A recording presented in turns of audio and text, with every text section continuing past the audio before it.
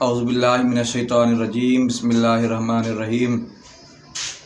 محترم ناظرین، آج میں آپ کو ہر جگہ پر عزت پانے کا، عزت حاصل کرنے کا وظیفہ بتا رہا ہوں۔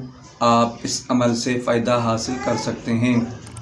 آپ کہیں پر جاب کرتے ہیں یا آپ کی کوئی عزت نہیں کرتا ہے تو آپ اس کا تصور کر کے اس اسم کو آپ نے پڑھنا ہے، اور تصور میں آپ نے یہ خیال جمانا ہے کہ وہ میرے سامنے کھڑا ہوا ہے، اور اس حالت میں آپ نے اول آخر درود ابراہیمی پڑھنا ہے۔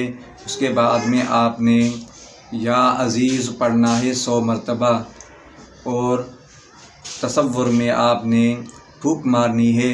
انشاءاللہ وہ شخص آپ کی عزت کرے گا، اور یہ چند دن آپ نے عمل کرنا ہے۔